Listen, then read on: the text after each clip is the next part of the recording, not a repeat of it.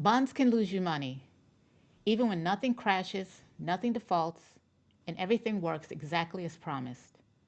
That's the part most people don't understand. If you buy a long-term bond at the wrong yield, the government will pay you back every single dollar, but you can still end up poor. Not because anything broke, but because interest rates move while you were locked in. It's like being stuck in a 5-year cell phone contract the day before unlimited becomes the standard. Warren Buffett has warned about this for years, and in 2022, it happened.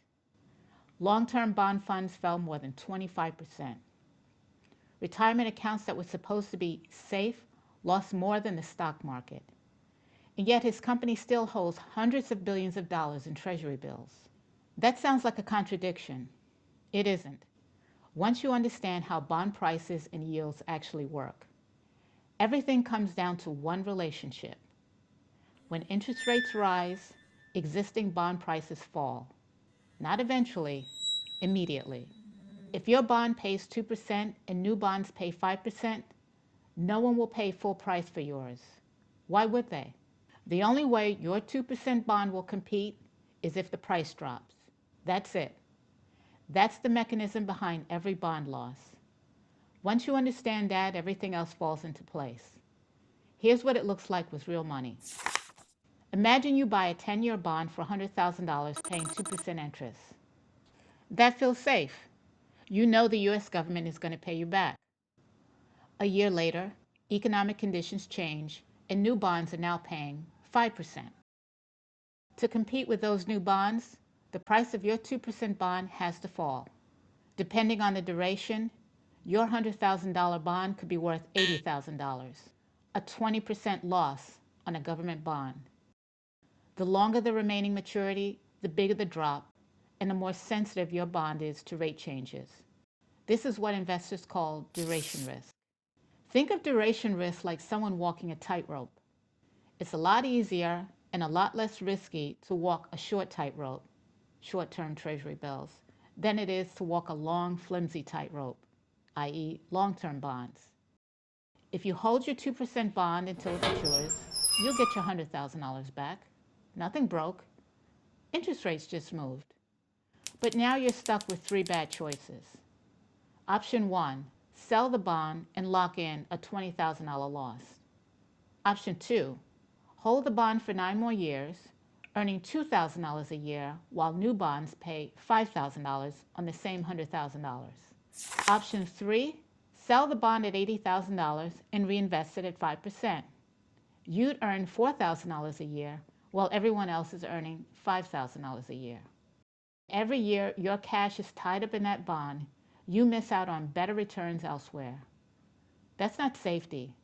That's being trapped by yesterday's interest rates. Here's the reality about stocks versus bonds. Stocks can recover because profits can grow year after year, and there's no expiration date forcing a result. Bonds don't work that way. They can recover in price, but not in opportunity. The years you spend waiting, you're not deploying that capital elsewhere. With bonds, the upside is capped, the interest rate is fixed, the maturity date is fixed. A bad stock, or the S&P 500, can eventually become a good investment if and when the fundamentals improve. A bad bond at 2% is still a bad bond at 2%. So if bonds can be dangerous, why does Warren Buffett still hold Treasury bills? Buffett's Treasury bills mature in 3 to 12 months. That's it.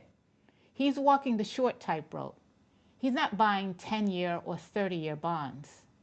When a Treasury bill matures in just a few months, he gets his cash back and can reinvest it in whatever he wants, including new Treasury bills. He's not making a long-term bet on bonds or interest rates and tying his cash up for years or even decades. He keeps his options open by choosing a temporary place to park his cash, like parking your car in an open parking lot versus locking it up in a garage. Short-term bills give you a quick and easy exit. So when do bonds actually work? They work when you can answer yes to all three of these. Number 1, the yield beats inflation by at least 2%. If bonds pay 5% and inflation is 3%, you're actually earning something. If it's the other way around, you're paying the government to hold your money. 2. Interest rates are stable. The worst bond losses happen while interest rates are still climbing, like they were in 2021 and 2022. They just kept rising. 3. You value certainty over upside. You're trading the possibility of 20% stock returns for the guarantee of 5% bond returns. That's a trade, not a mistake, but only if you're willing to get paid enough to make it. When those three things are true, bonds become a tool. Miss even one of them, and bonds stop being conservative. Here's what most people get wrong about bonds. They think the danger is default. The real danger is getting exactly what you were promised while the world moves on without you. That's why the question isn't, are bonds safe? The real question is, what am I getting up to get this safety? And what happens if I'm wrong? Thanks for watching. I'll see you in the next video.